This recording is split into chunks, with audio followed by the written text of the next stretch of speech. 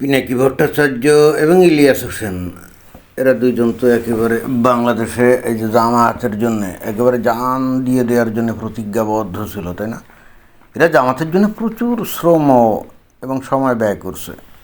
এখন এত শ্রম আর সময় ব্যয় কী কারণে করলো, মানে কোনো বিনিময় ছাড়াই করলো? যদি করে থাকে তাহলে তো বুঝতে হবে যে খুবই ডেডিকেটেড, তাই না? তো ভোটের জাস্ট 1-2 দিন আগে এই পিনাকি ভট্টাচার্য এখন কাম করছে। সে কিছু আবেগময়ী কথাবার্তা বলে তারপরে স্লোগান দিয়েছে, ইনকিলাব জিন্দাবাদ, আজাদি জিন্দাবাদ। আমরা সেটা একটু শুনি। ইনকিলাব জিন্দাবাদ, আজাদি জিন্দাবাদ। একেবারে স্লোগান দিল যে ইনকিলাব জিন্দাবাদ, আজাদি জিন্দাবাদ, এগুলো বলে একেবারে কান্নার অভিনয় কিন্তু করছে। যাই হোক, সেটা তার ব্যক্তিগত ব্যাপার। এতদিন ধরে জামাত ইসলামীকে সে ব্যাপকভাবে সাপোর্ট দিয়ে তাদের জন্য জান প্রাণ চেষ্টা করছে। বাট ফাইনালি একটা শব্দ ইউজ করে যে জয় বাংলা করে দিয়েছে, তাই না? তো ফাইনালি তো দেখা যায় যে বাংলাদেশের জনগণ তাকে জয় বাংলা করে দিয়েছে। তাকে জয় বাংলা করে দিয়েছে মানে ওই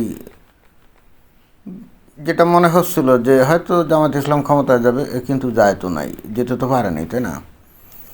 তো এখন এই লোকের যে মিশন ছিল এটা কি আনসাকসেসফুল নাকি? না, আনসাকসেসফুল না। আমার কাছে যেটা মনে হয় যে জামাত ইসলাম আসলে পরাজিত হয় নাই। আপনারা যদি ভোটের যে ইয়েটা দেখেন, মানে তারা যেভাবে যে ভোট পেয়েছে, বিপুল ভোট পেয়েছে কিন্তু, এবং বিএনপির অনেক জাদরেল নেতাকেও কিন্তু ঘোল খাইয়ে দিয়েছে, তাই না?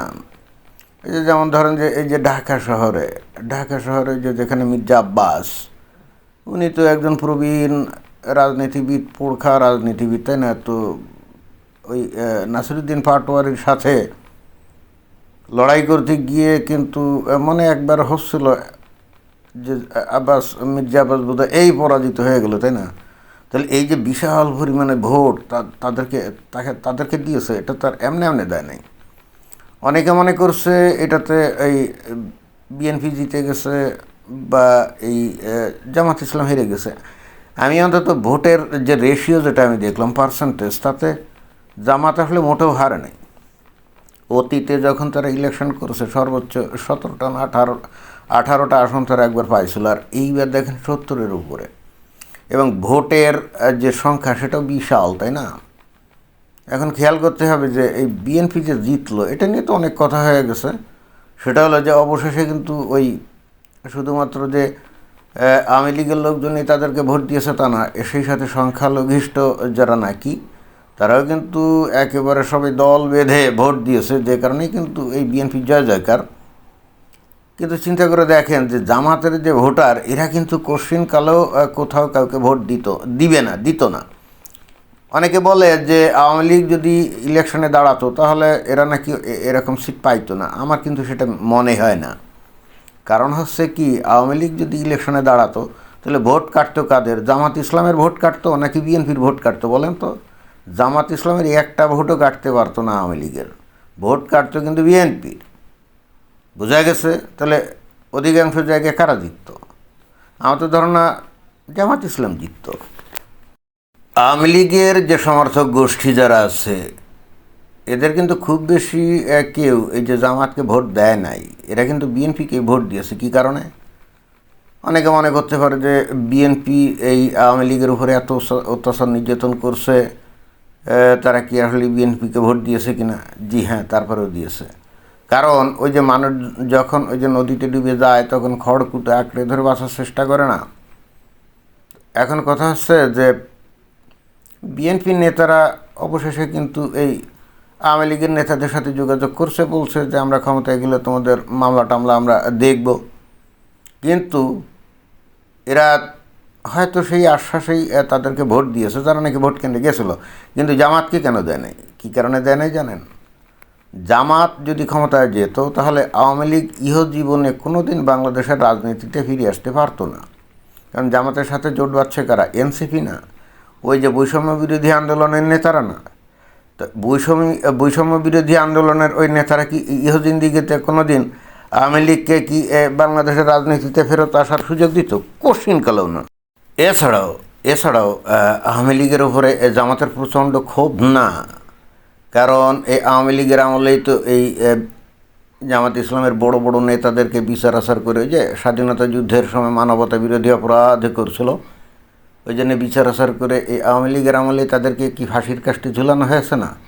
তাহলে এখানে ওই মুখে যতই মিষ্টি কথা বলুক না কেন জামাত যে আমরা ক্ষমা করে দিলাম, অমুক করলাম সমুক করলাম, জি এটাতে বিশ্বাস রাখার কোনোই কারণ ছিল না। আর তারপরে যুক্ত হয়েছে তাদের সাথে এনসিপি, যারা নাকি সারাক্ষণ বাংলাদেশের মাটি থেকে আওয়ামী লীগকে চিরতরে নিঃশেষ করে দেওয়ার প্রতিজ্ঞা করেছিল, তাই না?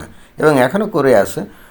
তো অতএব এই ধরনের এই জামাত এবং এনসিপিকে আওয়ামী লীগের লোকজন ভোট দিবে কি আত্মহত্যার জন্য? এটা তো পুরোই আত্মহত্যা হতো, তাই না? এবং যে কারণে বস্তুত একেবারে 11th আওয়ারে এসে এই যে আওয়ামী লীগের লোকজন শুধুমাত্র নিজেদের অস্তিত্ব টিকিয়ে রাখার জন্যেই অ্যাট এনি কস্ট জামাতকে এই বিজয়ী হওয়া থেকে একেবারে নিবৃত্ত করার একেবারে সর্বোচ্চ প্রচেষ্টা চালিয়ে একেবারে ব্যাপকভাবে এই বিএনপির ক্যান্ডিডেটদেরকে ভোট দিয়েছে। বিএনপি যদি ক্ষমতায় যায়, মানে এখন তো যাবে, তাহলে কিন্তু আওয়ামী লীগের ফিরে আসার সম্ভাবনা একেবারে 100-তে 100। হয়তো আগামী 2-4-6 মাসের মধ্যেই দেখা যাবে যে ওরা ওই রাজনীতির মাঠে ফিরে আসবে। কিন্তু জামাত ক্ষমতায় গেলে জিন্দেগিতে কোনো দিন তারা ক্ষমতায় আসতে পারতো না। তাহলে ক্যালকুলেশন কি বলে? ক্যালকুলেশন এটাই বলে যে বিএনপি না চাইলেও আওয়ামী লীগের সমর্থকদের কিন্তু অন্য কোনো উপায় ছিল না বিএনপির প্রার্থীকে ভোট দেওয়া ছাড়া, তাই না? এখন এটা খুবই গুরুত্বপূর্ণ প্রশ্ন যে এই পিনাকি ভট্টাচার্য এই কেন এই বাংলাদেশে জামাতকে ক্ষমতায় আনতে চাচ্ছিল। অনেকেই কিন্তু তাকে বলে সে নাকি ভারতের রয়ের এজেন্ট, আবার অনেকে বলে আমেরিকার সিআইএর এজেন্ট, আবার কেউ কেউ দেখলাম বলার চেষ্টা করেছে সে নাকি তুরস্কের যে গোয়েন্দা তার এজেন্ট। কি জানি, আমি জানি না আসলে কিসের এজেন্ট। বাট আমি কিন্তু একটা জিনিস বুঝতে পারি, এমনিতে তো সে আসলে হিন্দু ঘরে জন্ম, তাই না? আর কমিউনিস্ট পার্টির সঙ্গে যেহেতু জড়িত ছিল, তাহলে বুঝতে হবে যে সে নাস্তিক, মানে সে ধর্ম মানে ওই যে সৃষ্টিকর্তা বা ধর্ম এগুলো মানে না। সৃষ্টিকর্তা বা ধর্ম মানে না এই ধরনের একজন ব্যক্তি বাংলাদেশে জামাত ইসলামকে এই কারণে ক্ষমতায় চাচ্ছিল, যেটা নিয়ে কিন্তু আগে আমি বলেছি, সে যে বাংলাদেশকে ভালোবাসে না, বাংলাদেশের ধ্বংস চায়, বিষয়টা হলো ওরকম না। আমার কাছে এরকম মনে হয়েছে। এবং আমি নিজেও মাঝে মাঝে ভাবি এই যে বাংলাদেশের এই যে সিংহভাগ মানুষ হলো কি মুসলমান, তাই না? তৌহিদি জনতা বাংলাদেশে শরিয়া কায়েম করতে চায়। আপনি বারবার নানা খানা এটা ওটা করে ধামা চাপা দেওয়া হচ্ছে বা তাদেরকে থামানো হচ্ছে, কিন্তু তারা কি তাদের লক্ষ্য এবং উদ্দেশ্য থেকে সরে গেছে? তারা কি উদার হয়ে গেছে? তারা কি ধর্মনিরপেক্ষ হয়ে গেছে? মোটেও না, মোটেও না। এই যে তারেক রহমান বিএনপি যে এখন জিতলো না, তো এরা কি শান্তিতে দেশ চালাতে পারবে? দেখবেন যে খুব তাড়াতাড়ি এই জামাত ইসলাম শুরু করে দিবে নানা রকম ঘটনা। দেখেন না কি হয়। এরা চুপচাপ থাকবে না, কারণ এরা দেখছে যে মুখের গ্রাস কেড়ে নিয়ে গেছে, তাই না?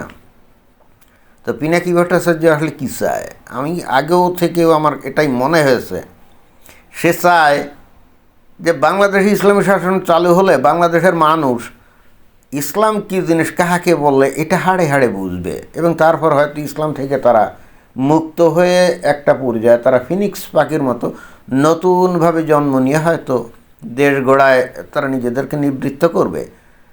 এছাড়া এই বাংলাদেশের এই তৌহিদি জনতাকে আপনি এই ধর্ম নিয়ে যতই বুঝান, ইতিহাসের ভিত্তিতে যতই বুঝান, এরা তো বুঝতেছে না। এরা কোনোভাবেই কিন্তু বুঝতেছে না। এরা কিন্তু এদের ধর্মীয় আবেগ, ধর্মীয় বিশ্বাস, ধর্মীয় আদর্শের প্রতি দৃঢ় প্রতিজ্ঞ। তাহলে আপনি তাদেরকে লাইনে আনবেন কি করে? তাহলে বেস্ট অপশন কি থাকে? এদেরকে দিয়ে এদের শাসন কাজ করাতে হবে, যেমন ওই যে আফগানিস্তানে তালেবানরা আছে, তা না? অথবা সিরিয়া ইরাকে যেমন আবু বকর আল বাগদাদি ওই যে করছিল, কি খিলাফত চালু করেছিল, অথবা ইরানে আয়াতুল্লাহ রুহুল্লাহ খোমেনি যেমন ইসলামী শাসন ব্যবস্থা চালু করেছে, তাই না? তো পিনাকি ভট্টাচার্যের উদ্দেশ্য বেসিক্যালি আমার কাছে ওটাই মনে হয়। এখন আমার তাই মনে হয়, কারণ একজন নাস্তিক কখনো তার জন্মভূমি ধ্বংস হয়ে যায় এটা তো চাইবে না। এবং দেখেন না, এখন তো এই যে জামাত ইসলাম অনেক শক্তি, যেটা আমরা বুঝলাম, তাদের বিশাল সাপো। তো তাই যদি হয় তাহলে যারাই ক্ষমতায় থাকবে সারাক্ষণ তাদের বিরুদ্ধে এই সংগ্রাম ওই সংগ্রাম, দেখবেন যে ধর্মীয় নানা রকম ইস্যু নিয়ে এমন তালবাহানা শুরু করবে, এই যে তারেক রহমানের পক্ষে শান্তিতে ঘুমানো সম্ভব হবে না। এবং একটা পর্যায়ে তারেক রহমান এমনও মনে করতে পারে, এসে লন্ডনেই তো ভালো ছিলাম, খাইতাম দাইতাম শান্তিতে ছিলাম, কোথায় আসলাম। প্রধানমন্ত্রী হয়তো উনি হবেন ঠিকই, কিন্তু একটা পর্যায়ে ওনার হয়তো এই আফসোস করা লাগতেই পারে।